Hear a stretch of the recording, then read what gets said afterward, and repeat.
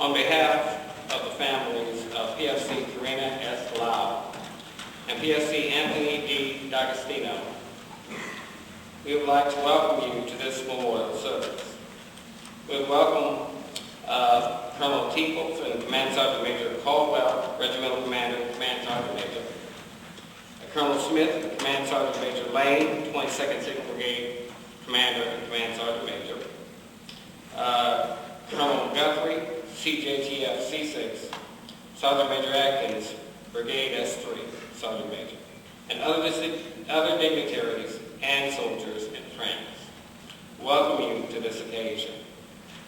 At this time, we'll read our Bible. PFC Karina Lau was born 2 January 1983 in Livingston, California. She graduated from Livingston High School with honors in 2001 and entered the Army on 8 January 2002. She later attended basic training at Fort Jackson, South Carolina. Upon graduation, she attended 31 Foxtrot Switch System Operator Maintainer Advanced Individual Training at Fort Gordon, after which she graduated at the top of her class and was assigned to the 16th Signal Battalion at Fort Hood, Texas. In September of 2002, she became a member of 2nd Platoon Bravo Company as Node Center Operator. Prior to deployment, she was assigned to SEND Team Alpha 42. On 5 April 2003, she deployed with her team to the country of Iraq in support of Operation Iraqi Freedom. During the deployment, she and her team provided outstanding data and voice communications for Sabre Squadron, 3rd Armored Cavalry Regiment. She is survived by her parents, Augustine and Ruth Lau, 2 other sisters, and 2 older brothers.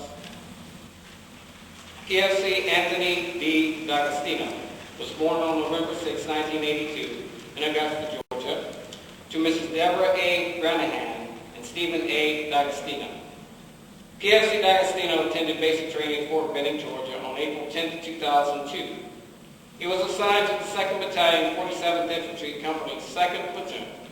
Upon completion of basic training, he then attended advanced individual training at Fort Gordon, Georgia, where he was awarded the military occupational skill of 31 Romeo, multi-transmission system operator and maintainer. PFC D'Agostino then did a permanent change of station to Fort Hood, Texas, where he was assigned to 313 Signal Company, 57th Signal Battalion. He was quickly welcomed to the unit and assigned his duty position of Tropo Operator Maintainer. Upon receiving orders to Operation Iraqi Freedom, he was attached to Delta Company 16th Signal Battalion, where he aided his platoon in providing outstanding communication support to the mighty 3rd Armored Cavalry Regiment. PFC D'Agostino was awarded the Army Service Ribbon and National Defense Ribbon. He is survived by his parents, Deborah A. Granahan, Stephen D. D'Agostino, and his sister, Lisa D'Agostino. Please stand for the national anthem, and please remain standing for the invocation.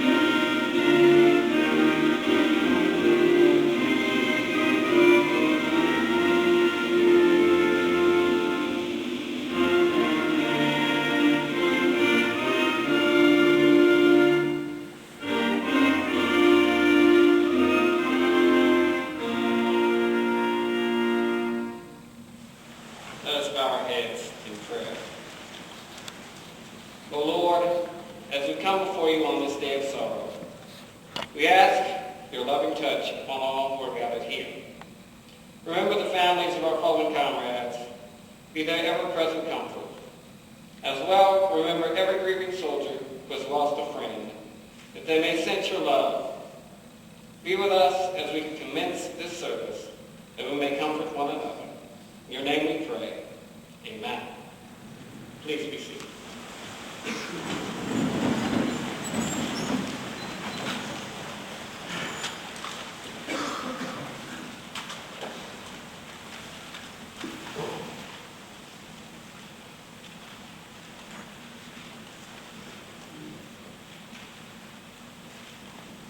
As soldiers, we know that at some point we will be called on to fight for our country. That's our mission, to fight and win our country's wars. Every day we put on a uniform, we accept the fact that we may be called also to die for our country. It's easy to accept that fact for ourselves.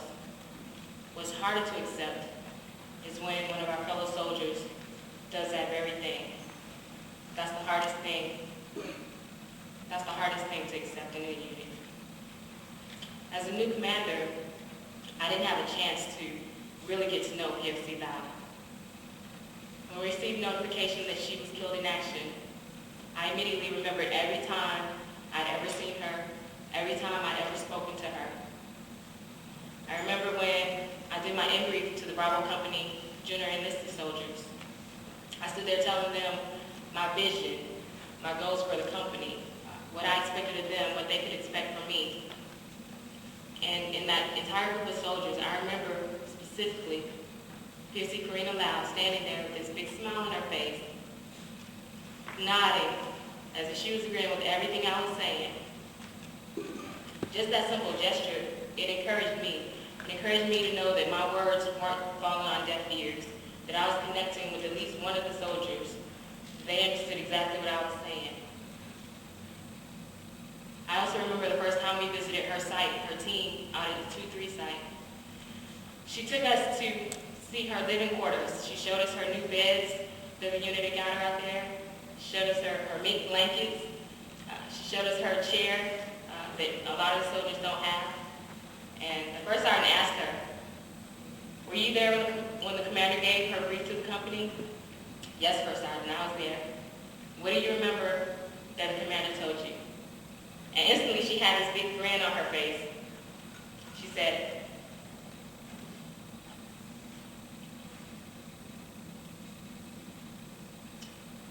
"The commander said she likes the 49ers. So, you know, we all, the team chief and I, the first sergeant, we all fell out laughing, but it really touched me that she really was paying attention, just like I thought. Those are the things I'm going to remember PFC Karina Lau for. Those are the things the unit will remember Karina Lau for. Her friendship, her encouragement, her big smile. With everything this unit has gone through, surviving through the mortar attacks, the firefights, the many jumps that we endured to revive communications for the 3rd ACR, this is by far the hardest thing we've ever had to endure.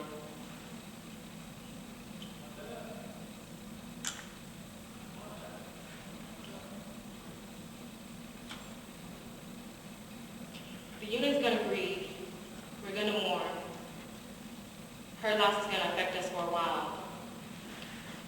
But through all that, our mission will not stop. We realize that. We will continue to do our part in this fight. We have to do that in memory of PFC Karina Lau. She would expect us to do that. We'll grieve, we'll mourn, and we'll continue to march in honor of her memory. We have survived, we will survive. PFC Karina Lau will continue to live in our memories, and our family, and our prayers. We'll always remember the friendship, the service, and the sacrifice of PFC Karina Lau.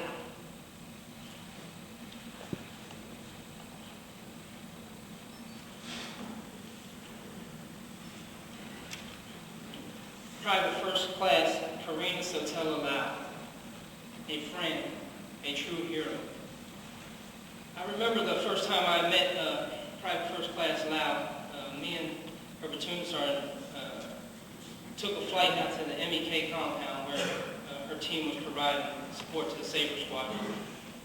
And as Sergeant Meeks, her team chief, pulled them all together, I spotted her. She just had this smile, that just begged First Sergeant to talk to me. And I immediately turned to her and I said, PFC Lab, how are you doing today? She kind of quiet, shy way, lowered her head and then looked up and smiled and said, I'm fine, First Sergeant. I said, you don't talk much, do you? She said, no, First Sergeant, I don't. I said, well, come here. I said, come stand next to me. And I said, that's going to change, PFC Lab. You're going to start talking to me, all right? Because I want you to have confidence in me as your first one. I want to be your friend as a First Sergeant. And she said, right, First Sergeant. I said, okay, so when I come to your site, I want to be looking for you. And as the visits went on,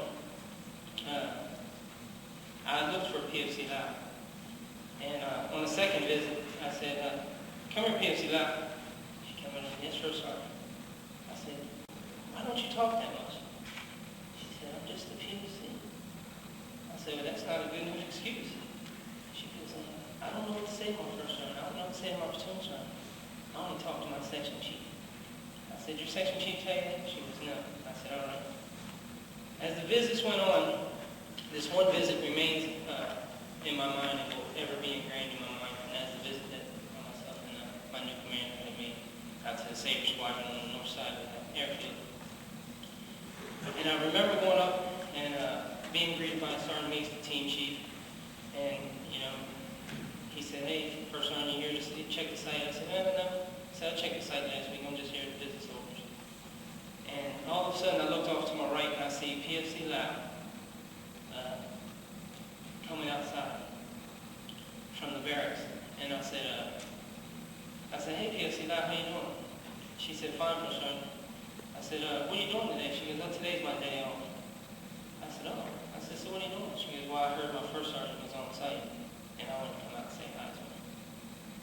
And that right there touched my heart, because I said, she's now breaking out of her shell. And she was proud to take me in and show me how well the Sabre Squadron was taking care of her. And now I know why they fought so hard to keep them up there, and the soldiers didn't fight to come back down to Bravo. But I appreciate how well they take care of the soldiers. And that memory will be evermost in my mind. And I know right now she's looking down on us, and she'll want us to keep driving on like we are. And I just want to say that may she fly with the angels in heaven. And one day, PFC Karina, Satella, Lau, we will meet you on the high ground.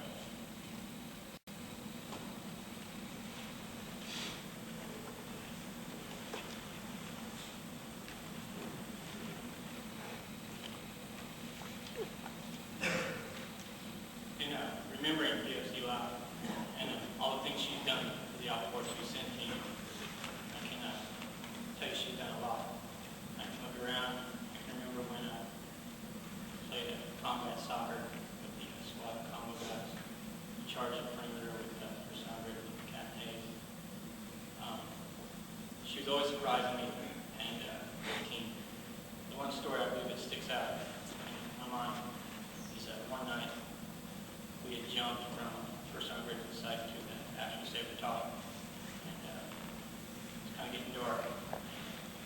All of a sudden, an ASP started to go off. It was really going up.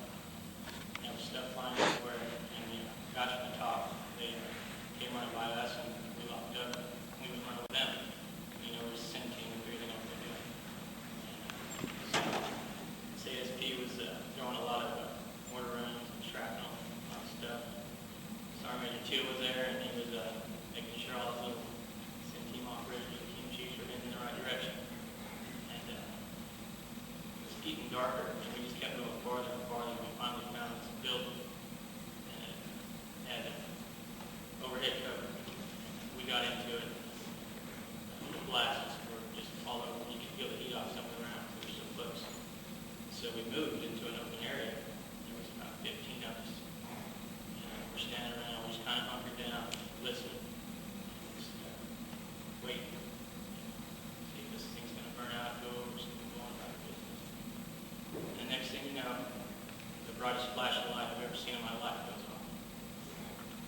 all just bound up with each other. This is it. And what had happened was PFC Live was trying to turn off their digital camera and hit the flash button. I was already fairly energized by this and decided that I didn't have to talk that much. It wasn't the time or the place to flash the digital camera, especially everybody, scared. So when we got the all clear, we moved back up towards the van, lower side. I had a little talk with that soldier. Glad to know that that was unacceptable. I was like, you just took 10 years off my life. She looked at me and she said, Sergeant, she goes, you're probably right, but they were the 10 bad years, so don't worry about it. After that, I was, what more could you say?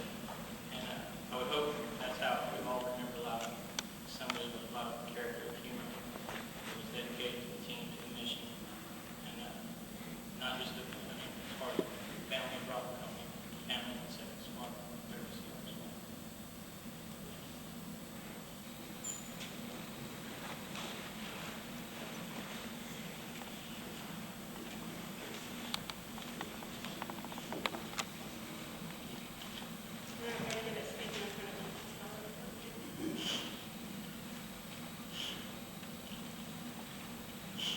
I want this for the fallen soldiers, for the people that can feel me in the Lord about emotions. When I heard the news that day, the thing that came to mind was all the things I didn't say and words I left behind. I like to take this moment here, away from work and pain, to speak a thought, to shed a tear, what should have all been done. So as your presence fills this place, we won't believe it's real. We wish to see a pretty face to tell you how we feel. Seems that you are often down, but now's your time to shine. I know the Lord has found an angel hard to find. Now with the Lord, you'll never cry, and never hurt again. So here's my overdue goodbye to a true and faithful friend. If God can bring you back to me as fast as you were taken, I never cry, never plead, and never act forsaken. On behalf of all the soldiers here, I thank you for your time. And far away, you're always near each time I pray in mine. I wipe a tear, then let some fall. Seems they'll never end. Some time accordingly, the Lord will call, and we will meet again.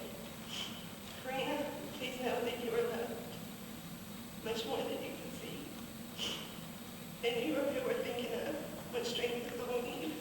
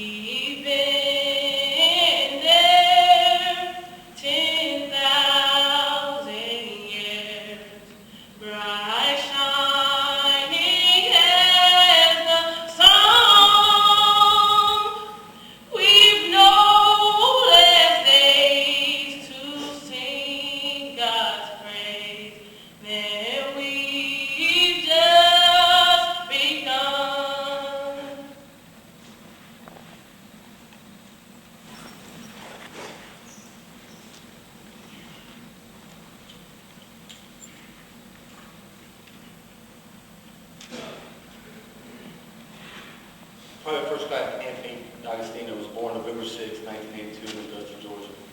To Miss Deborah Granahan and Stephen D'Agostino. His 21st birthday is tomorrow. We look forward to celebrating him tomorrow.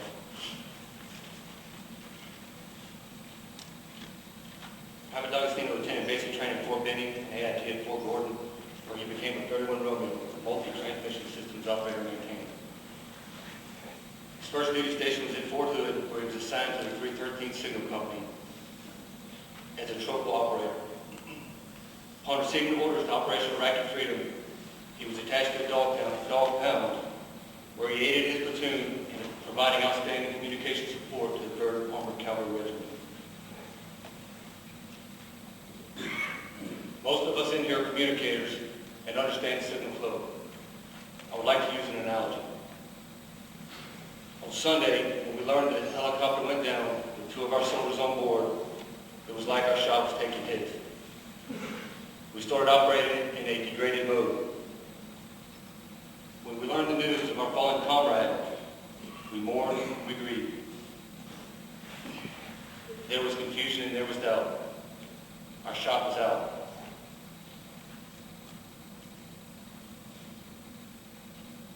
Private First Class D'Agostino has a place in heaven. It is somewhere up there above the atmosphere. It is there that the troposphere is where the tropo bounces our signal off to get to the distant end.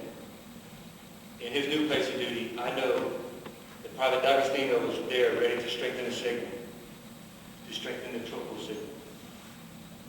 Rest well, Private D'Agostino. The shot is back in.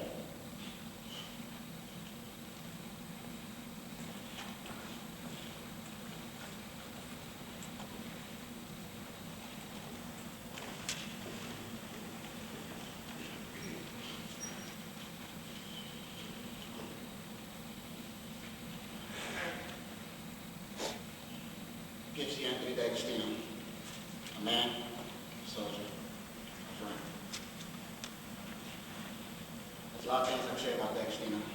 I've been his team chief, his section sergeant, his platoon sergeant. What a lot of you don't know is out of 21 soldiers from Tropo that came out here, all of us volunteered. Myself being the last one to volunteer, I knew who my soldiers were going to be. I was privileged. I had D'Agostino, Acevedo, Somerset.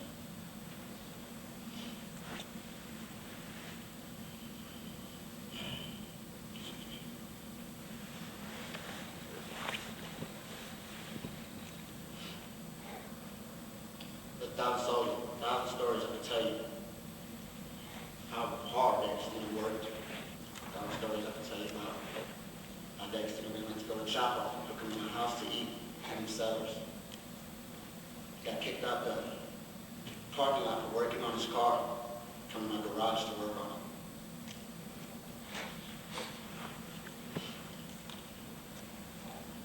There's one story I remember. It was while we were here. Staff Sergeant Bray pulled me aside. She told me, D'Agostino was talking to her. Said I was riding him a little hard. I was like, all right, I'll talk to him. So I take D'Agostino aside. D'Agostino, you know me, I know you. I've been doing this for a little while.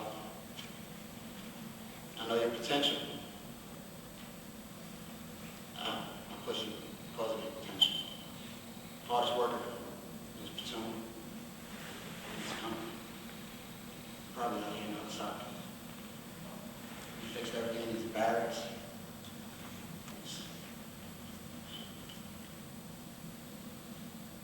But if you want to move, if you want to be put in another team, let me know. And I remember D'Agostino's words. D'Agostino looked at me, said, Sergeant Pete, nipples, inside joke. 440 started together. We're going home together. We're going home together, D'Agostino. You're coming home in my heart. I love you, man.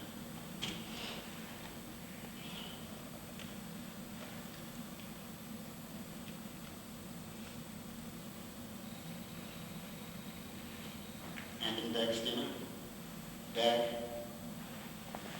Tropo, 440 forever. I love you, man.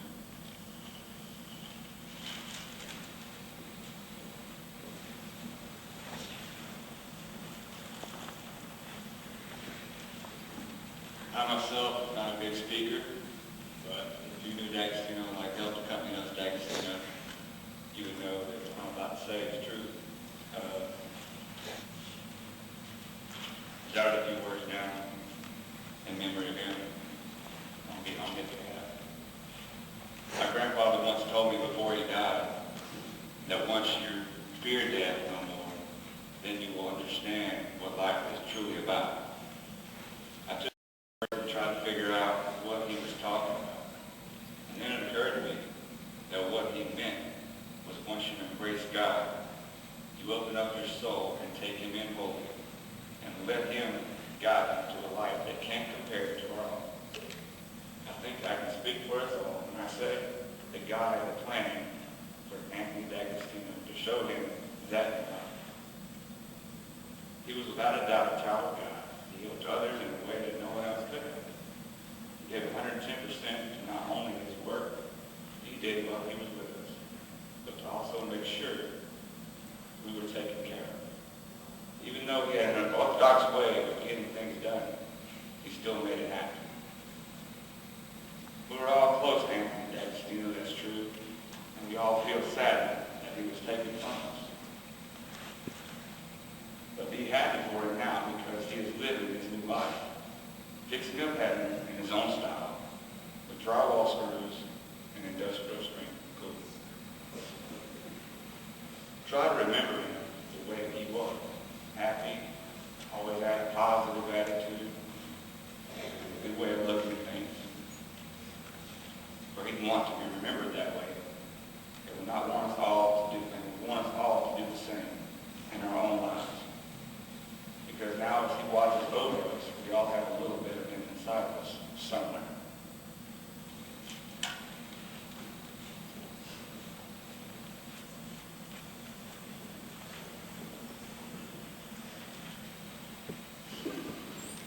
Just want to reemphasize the point that tomorrow was D'Agostino's 21st birthday. Anthony D'Agostino, better known to us as Dag. He was one of my best friends, a great friend to all whom he worked with, and above all, a beloved son and brother. When it came down to hard work, you couldn't ask for a better soldier. When it came to matters of endearment and heart, there was no better man. In the motor pool, Dag was a king among men. He could break and fix anything you put in front of him. The one thing Dag hated the most was being wrong about anything. He always made it his personal business to know everything about anything.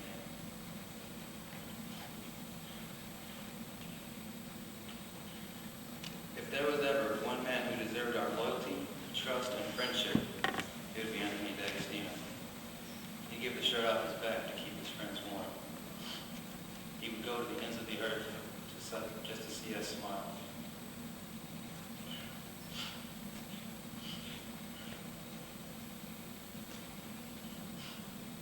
I think that's truly a justified portrayal of selfless service. Before we left to come out here, I had a lot of trouble with my PT test as far as the run goes. And D'Agostino, he failed his PT test trying to keep me up to speed. He almost lost his own promotion to help me try to get mine. That's just the kind of man he was. And even though I still failed that PT test, he had nothing bad to say to me about it except for we'll get it next time. D'Agostino's passing is truly a horrific realization that one who is lost can never be replaced. And as all great teams do when one of their greatest players moves on, we will retire his number and we shall never forget 4246. Dag, we love you and we miss you, and you shall never be forgotten. Dag, trouble platoon.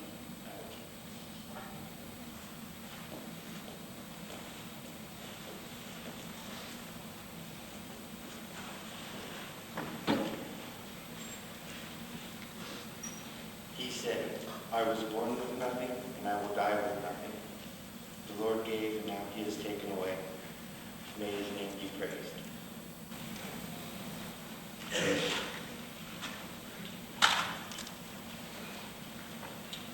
Job had lost it all. He his animals, his children, even his physical health. You name it, he lost it. These losses even made his wife turn against him. Yet, in the midst of all his sorrow, Job could still say, "Blessed be the name of the Lord." In the midst of this tragedy, we too can bless God for the great memories that remain with us. For PFC Loud, it was her great love of music and musicals. She was a very talented individual, but she was not flashy about it. She did things in her own little reserved way. She had thoughts about teaching music and performing in Broadway plays. She dared to dream her dream. No matter what your stage of life, dare to dream and dare to achieve your goals.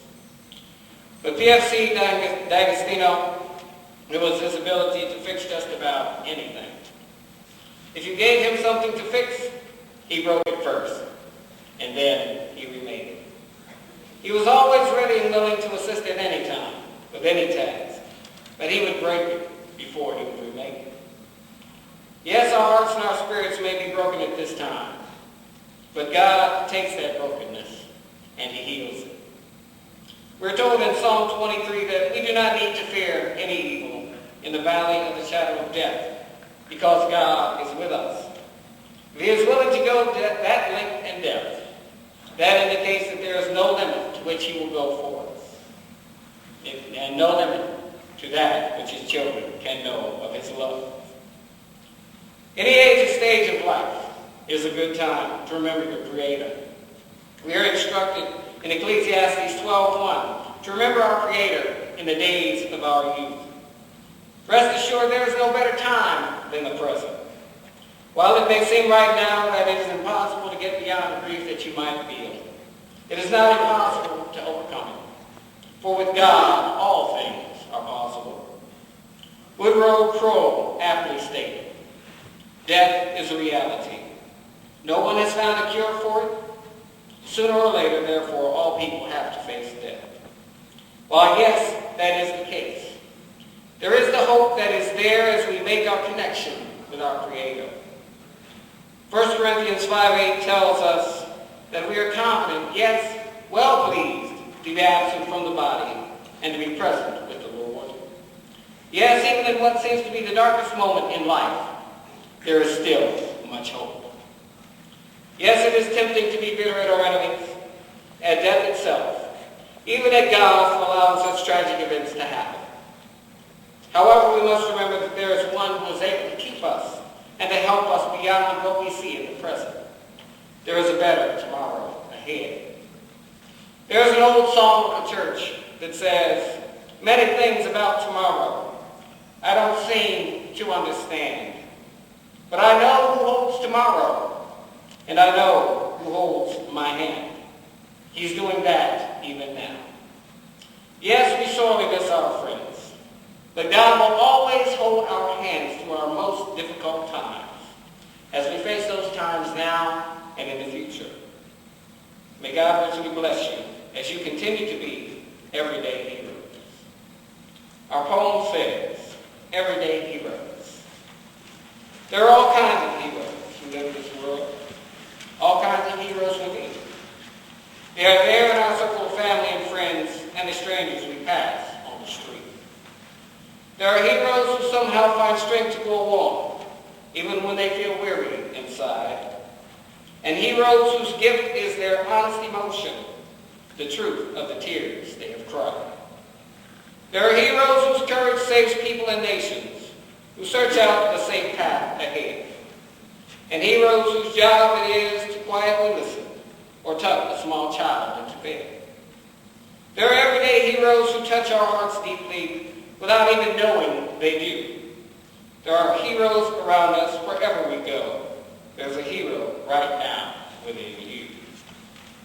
At this time, we will now have our battalion commander's remarks by Lieutenant Colonel.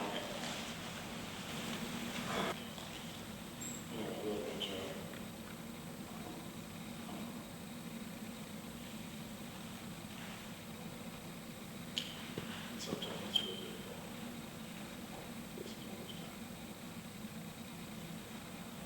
didn't deploy out here in the 16th Signal Battalion. By the time I got here, the battalion had already been completely engaged in the operations.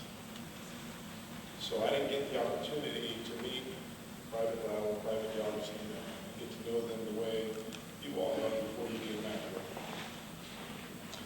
But after I did assume command of the battalion, I was able to circulate around the battlefield, and I was actually able to go out and meet them, as well as all the other 665 in the field.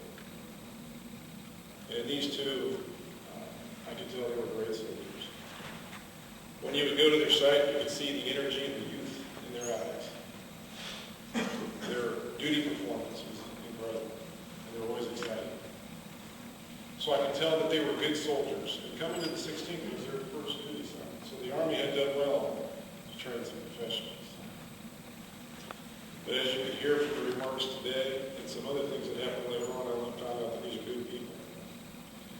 You know, shortly after the report started coming in about the helicopter going down, my operations received a call from Sabre. And they said, hey, we knew that Private Lau was going on leave. How's she doing? Is she okay? And then when I heard about Private Sellers, who was also in that helicopter, he wasn't worried about himself. He was asking about the Agostino. And I knew that these two were good people, and they made good friends. And you know, we can't take credit for that. That credit goes to something that there's no substitute for, and that's good parenting. And we're grieving here today, and as you know, this is being videotaped. And so for Mr. and Mrs. Lau, I say thank you. For Mrs. Linehan and Mr. D'Agostino, I want to say thank you as well. Thank you for giving us the opportunity to have been able to know two good Americans and haven't been able to serve them. We grieve with you. We wish we could be there in person for you, but we can't. We're there in spirit and in our prayers. Thank you. You know, before I left Fort Hood, I had a meeting with 13th Brigade Commander and staff. I met with the 57th Signal Battalion staff. I met with the Family Readiness Center, and they all gave me two orders. Be safe, bring them home alive. And I didn't think that was unreasonable. No, we're Signal. We're not out there doing raids, we're kicking in doors. We don't have to do logistical runs that, you know, run up and down the countryside every day. We're in pretty safe environments. We're with the headquarters. But in this war against terrorism, where the enemy likes to hide behind people in public places and lob rounds at us, or when they shoot at helicopters that obviously aren't engaged in offensive operations, or when they put explosive devices on the side of the road to disrupt us. There's no discriminator for who is at risk. Today, we take the time to mourn the loss of two soldiers, two great soldiers. And we honor them in taking this time. Tomorrow, and for the rest of the time we're out here,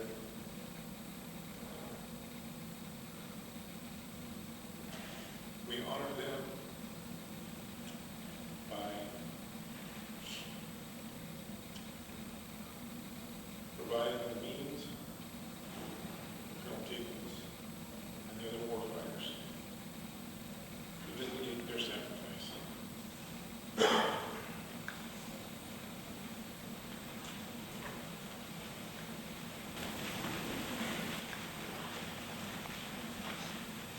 At this time, let us stand for benediction and for prayer.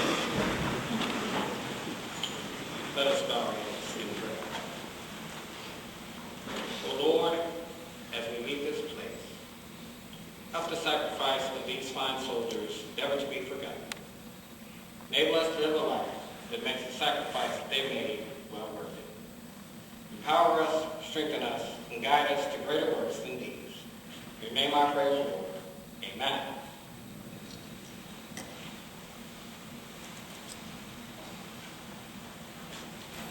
Specialist Whitaker, present First Sergeant. Specialist Garza, present First Sergeant. Private First Class Higdon, present First Sergeant. Private First Class Lau. Private First Class Karina Lau. Private First Class Karina Sotelo Lau. Killed in action, 2 November 2003, Fallujah, Iraq. Private First Class Somerset. Present First Sergeant. Private First Class Acevedo. Present First Sergeant. Specialist Racher. Present First Sergeant.